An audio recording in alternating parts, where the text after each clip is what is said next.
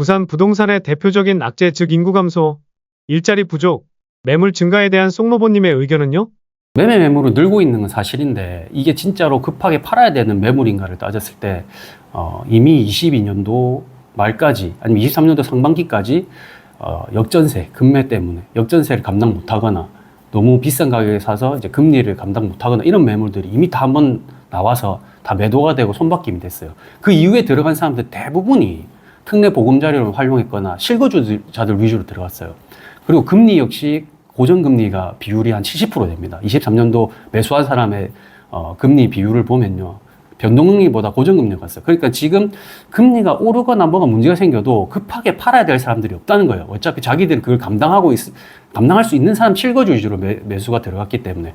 그럼 지금 나오는 거는 공포 심리로 인한 매도가 아닌 이상은 급하게 팔 사람들이 없어요. 그래서 실제로 호가를 조사해보면요.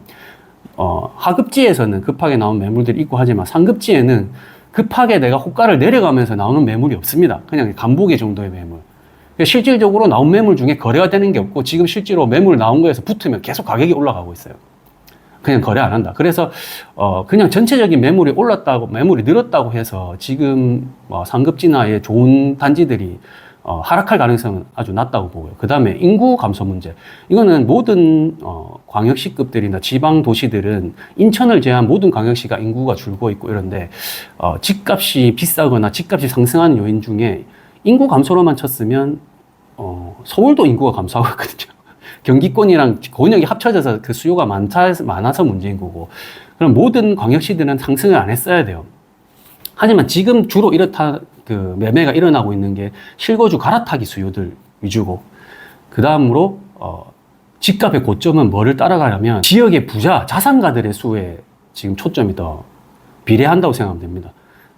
지금 집값 높은 순위를 따지면요. 부자가 제일 많은 서울, 그 다음에 경기, 부산이 전국에서 3위예요. 그 다음이 4위가 대구. 딱 이게 집값 높은 순서대로거든요.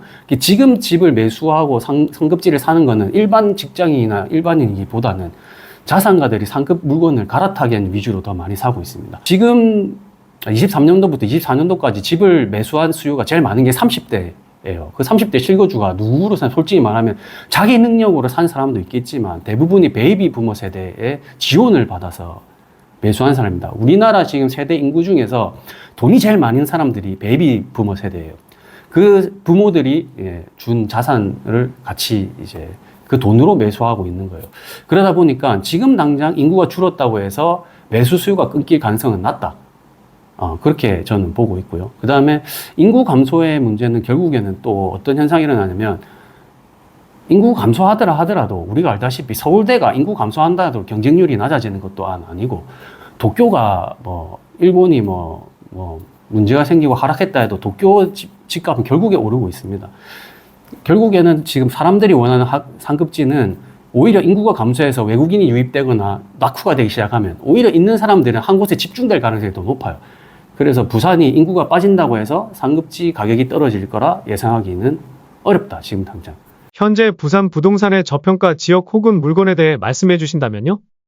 개인적인 의견은 저평가라고 말하는 거는 결국에는 우리가 투자를 하거나 매수를 할 때 뭘 해야 되는 걸 판단할 건데 지금 제가 생각하는 시장의 저평가는 그냥 가격적인 저평가를 보는 것보다는 저평가이면서 빨리 반등을 할 수 있고 매수세가 붙을 수 있고 반등 높을 크게 할 수 있는 거를 매수하는 게 더 중요하다고 생각합니다. 결국에는 가격도 어느 정도 저평가이면서 더 높게 상승하고 빨리 상승할 수 있는 물건을 찾는 게 제일 중요하다고 생각하는 거거든요. 그게 말했던 게 아까 말했지만 지금 서울이나 수도권 시장의 반등 구조를 보면 가장 좋은 것들 상급지, 그 다음에 신축급, 그 다음에 상급지 재건축. 그 외에는 나머지 20년 된 기축이나 하급지 재건축들은 반등을 많이 못하고 있어요. 그럼 우리가 지금 먼저 봐야 될 곳은 부산에서도 분명히 가격적으로는 하급지들이나 이런 물건들이 저평가가 많지만 제가 우선 봐야 될 것은 상급지, 해수 동남, 아니면 연제구, 부산진 이 정도까지 최소한 중급지 이상 지역에서 아직 가격이 저평가면서 빨리 오를 수 있거나 아니면 입주 물량이나 이런 모종의 이유 때문에 가격이 언밸런스하게 눌려져 있는 그걸 먼저 잡아야 된다고 생각합니다. 그렇게 봤을 때 지금 실질적으로 전고점 대비 부산에서 가격 하락률이 제일 높은 지역이 아직 어디냐면요. 해수 동남 중에서 어디냐면 동래 오히려 사직동에 이런 곳은 학군지고 이래서 반등률이 오히려 좀 높았고요. 지금 오히려 해운대가 과거 전고점 이제 높은 가격 상승률에 비해서 하락폭이 가장 큽니다. 아직 반등이 제일 미비했다는 거죠. 이제 해운대보다 먼저 반등된 게 수영구 이제 남천동 라인이고요. 그래서 오히려 지금 봤을 때는 상급지 중에서 먼저 공략해야 될 지역은 해운대 라인. 특히 지금 해운대에서 다들 아시다시피 경농린 2차나 푸르지오 더 상품성이 좀 약하다 보니까 후분양이고 하다 보니까 소진이 좀 늦게 되면서 마피 물건들이 아직 남아있고 이렇거든요. 이런 것들, 그리고 그 입주장 영향 때문에 주변에 같이 영향을 받고 있는 중동 주복들, 이런 것들이 아직 조금 반등은 했지만 아직 훨씬 더 전고점 대비해서 저평가인 상태라고 봅니다. 그리고 똑같은 남천동 라인에서 이제 광안이랑 이제 남천동 라인 삼입비치 라인은 반등을 하고 있는데 센텀과 그다음에 광안 라인 그 사이에 끼어 있는 밀락이나 이런 앞으로 센텀 분양과 남천 분양을 영향을 받을 수 있는 이런 밀락 라인 지역들 아직도 회복을 좀 덜 했어요. 그래서 그런 지역들도 조금 저평가라고 보고 있고요.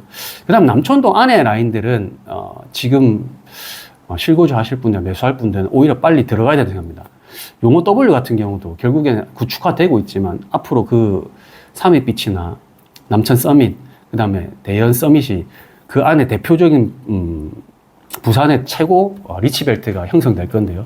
그럼 용호 W도 지금은 평당 3,000, 3,500, 4,000 이 사이에서 살 수 있게 되겠지만 나중에 훗날에는 그 리치벨트들이 가격 치고 나갔을 때 요거 W도 한번 저평가되는 구간이라고 지금 생각되고 있습니다. 부산 부동산 시장의 분양권에 대해 이야기해 주신다면요?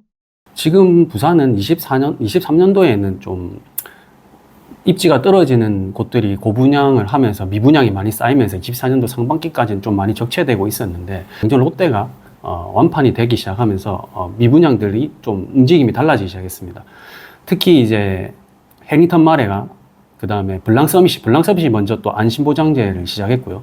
지금은 이제 70% 정도 계약이 돼가지고 안심보장제가 적용되는 라인이 없어졌다고 하고요. 해링턴 마레도 지금 안심보장제를 하면서 관심들이 많이 몰리기 시작했죠. 그리고 지금 사적공원 대강도 이제 거의 한 100 몇십 개 정도밖에 안 남은 상태로 8사는 거의 완판이 됐고 대형 평형 위주로 이제 100여 세대 남아있는 걸로 알고 있고요. 해링턴 마레도 지금 아까도 말했지만 수도권에서 이제 투자할 데가 없다 보니까 수도권 투자자들이 계속 내려오면서 관심을 많이 가지고 유입되면서 지금 엄청 바쁘게 소진되기 시작하면서 아까 말했던 한 300, 400 뭐 이 정도께 남았다고 이야기 드리고 있어요. 그 외에 금정 더샵 그 다음에 뭐 이런 것들이 거의 완판이 많이 됐어요. 거의 완판 가까이 됐고요. 그러니까 하급지도 8억 이상은 거의 소진이 됐다고 보면 됩니다. 수영 동원비스타 이런 것들은 광안 동원비스타 이런 것들은 아마 미분양이 좀 많이 쌓일 것 같고 범일 이런 쪽은 아직까지 계약 조건이 변경되지도 않고 이래서 아마 아직 물량이 많이 쌓여서 그래서 부산 지금 분양 시장도 철저하게 좀 양극화로 흘러가고 있다고 생각하면 됩니다. 양정롯데가 좀 고분양 논란은 9억대 고분양이지만서도 브랜드의 역세권 단지다 보니까 그게 완판되면서 피는 그렇게 양정롯데가 많이 형성되진 않았거든요. 그렇게 되면서 어떤 현상이 되냐면 먼저 분양한 DIL이 프리미엄이 붙으면서 거의 지금 10억들 또 대연 DIL이 이렇게 넘어가고 있어요. 그렇게 되다 보니까 해링턴 마레도 반사이익을 받고 해링턴 마레가 소진되면서 우암이 두산 오브 제니스 오션시티 걔도 이제 뷰 나오는 것들이 얼마 전까지 마피였던 것들이 다 소진이 되면서 이제 프리미엄이 좀 형성되기 시작했고요. 지금 그렇게 되다 보니까 온천 포레스티지도 입주장임에도 불구하고 프리미엄이 또 올라가고 금매들도 지금 조금씩 나오고 있지만 로얄들은 프리미엄이 많이 올라갔어요. 그러면서 또 이제 일어난 현상이 지금 이렇게 핵심지의 고분양들이 완판되기 시작하니까 에코델타 시티의 분양권들이 분상제일 유일하게 지금 받고 있는 부산에서 받고 있는 분양 단지들이 에코델타거든요. 그러다 보니까 이 올해 7월, 6월 이제 7월부터 부산 거래가 시작되면서 에코델타도 분양권들이 많이 거래되기 시작했어요. 그래서 지금 에코델타 푸르지오린 애들이 이제 거의 지금 에코델타 대장급들인데 걔들이 프리미엄이 붙기 시작했어요. 그렇게 되면서 이제 점점 거래가 대성 베르이나 이쪽으로 지금 퍼지고 있거든요. 그래서 아마도 지금 갈수록 지나갔을 때 이제 에코델타만큼 싼 분양가가 없기 때문에 아마 계속 실거주들이나 좀 이런 분들이 붙으면서 지금 거래도 되고 프리미엄이 또 올라가고 있는 상황입니다. 부산 지금 시장은 그렇다 볼 수 있고요. 앞으로 분양 시장을 이야기하면 제가 좀 유망하게 지금 뭐 투자를 해야 된다고 보고 있는 분양은 드파인은 질문을 많이 해주시는데 드파인 같은 경우는 26년 입주다 보니까 그래 분양가 싸진 않거든요. 근데 앞으로 장기적으로는 주변에 끌어주는 남천동이나 이제 해운대 이렇게 우동의 분양들이, 르웨 센텀의 분양들이 가격을 치고 가면서 주변 시세를 계속 끌어올려줄 가능성은 있지만, 단기적으로 들어갔을 때는 정부 정책이나 이런 변동성 때문에 단타 투자로 수익을 내고 나오기에는 리스크가 좀 큽니다. 그래서 드파인 같은 경우는 장기적으로 실거주를 감안하고 들어가실 때는 앞으로 드파인만한 입지를 드파인 분양가로 매수할 가능성은 매우 낮다고 생각하기 때문에 괜찮다고, 갈아타기 수요로 뭐 실수요로 잡으시는 건 좋다고 생각하고요. 앞으로 직접적으로 봐야 되는 건 이런 분양 양극화 시장에서 부산에서 앞으로 이때까지 보지 못한 차별된 상품성을 가지고 있고, 부산 자산가들이 자산 에셋파킹 그런 대체제로 에셋파킹 하기 위해서 매수할 가능성이 높은, 그리고 부의 그렇게 유동성과 자산 수요들이 몰릴 수 있는, 자산가 수요들이 매수할 수 있는 남천 서밋, 그다음 센텀 루엘, 이런 지역들의 분양을 최대한 기회가 나오면 미래를 위해서도 저는 매수를 하셔야 된다고 생각하고 있습니다. 기회가 오면 꼭 그런 좋은 상급지를 갈아타는 기회를 꼭 놓치지 않았으면 생각합니다. 무주택자들이나 갈아타기를 계획하고 있으신 분들에게 해주시고 싶은 말씀은요? 좀 다들 망설일 분들이 많을 거라 생각해요. 기준금리는 내려간다고 이야기를 하고 있는데, 정부에서는 대출 규제를 한다고 있고, 내가 봤을 때 집값은 너무 비싼 것 같고, 하지만 앞에서도 이야기했지만 제가 봤을 때 여러 가지 다각도로 시장의 상승 요인과 하락 요인을 분석했을 때는 하락 요인보다는 상승 요인이 더 많다고 생각합니다. 그래서 뭐 폭등이나 이런 걸 떠나서 앞으로 집값이 상승할 가능성이 또 매우 높습니다. 특히 부산은 아까도 말했지만 그동안 수많은 가공급 시기를 지나서 12년 만에 가장 공급 물량, 신축 물량이 제일 적어지는 시기가 오고 있습니다. 그럼 알다시피 지금 전세가도 오르고 있고요. 그럼 결국에는 지금 오른 공사비가 뭐 인플레이션 때문에 오른 공사비가 내려갈 가능성이 있는가? 아니요. 그렇기 때문에 신축이 가격이 떨어질 가능성이 없다. 그렇다면 또 두 번째, 우리가 지금 전세나 월세가 가격이 떨어질 가능성이 있는가? 봤을 때 없기 때문에 우리의 주거 비용은 전월세를 선택하더라도 다 계속 올라갈 가능성이 높습니다. 그리고 앞으로 지금 금리는 계속 내려오고 돈의 가치, 결국 금리가 내려가서 시중에 결국 경기가 안 좋아서 돈을 유동성을 풀게 되면 실물 자산의 가치는 올라가는데 돈의 가치는 떨어질 가능성이 높아요. 그랬을 때 우리는 여기서 지금 뒤처지지 않고 살아남으려면 망설이면서 매수를 미루거나 망설이기보다는 지금 내가 할 수 있는 범위 내에서는 가장 좋은 것을 갈아타고 매수하는 게 제일 좋다고 생각합니다. 특히 지금의 여러분들이 걱정하는 인구 구조나 정책이나 모든 상황들이 앞으로 다음 정권과 이렇게 연관이 됐을 때 똘똘이 한 채, 그 다음에 양극화 심화, 이런 현상은 정권이나 정책이나 인구 구조나 모든 걸 종합해서 판단했을 때도 양극화가 더 심화되게 갈 수밖에 없는 구조로 가고 있거든요. 그러면 우리가 여기서 잠깐 만약에 그냥 조금 더 망설이거나 이렇게 하다 보다간 이 양극화 흐름에서 밀려나서 다시 상급지로 올라타기에는 너무 뒤처질 수 있는 상황이 될 수 있습니다. 여러분이 그거를 이미 한 2020년도 해서 2021년도 사이에 그때 많이 느꼈던 그걸 다시 느낄 수 있다고 생각하기 때문에 지금 이 갈아탈 수 있는 기회, 그 다음에 무주택, 특히 정부가 지금 무주택자들은 그나마 집을 매수할 수 있게 이렇게 기회를 주고 있잖아요. 다주택자들보다. 이때 기회가 있을 때 놓치지 말고 잡으시길 꼭 권해드립니다. 저도 이렇게 계속 부동산 투자를 하고 공부를 하고 열심히 하는 거는 제가 이 자본주의 사회에서 제가 스스로와 저희 가족이 밀려나지 않고 이 시대의 흐름에 맞게끔 살아남기 위해서 이렇게 하는 거거든요. 지금 특히 약간 그동안 10년 넘게 이제 투자를 해오면서 그동안은 양극화나 이런 말이 똑같이 많았지만 지역의 비대칭화라든지 비동기화라든지 양극화 이런 게 많았지만 그 어떤 시기보다도 지금이 양극화 진짜 가시화되고 있고 심화되고 있고 실제로 현장에서 다 일어나고 있는 일들입니다. 근데 이게 앞으로 더 심화될 가능성이 높습니다. 우리가 지금 이 시장에서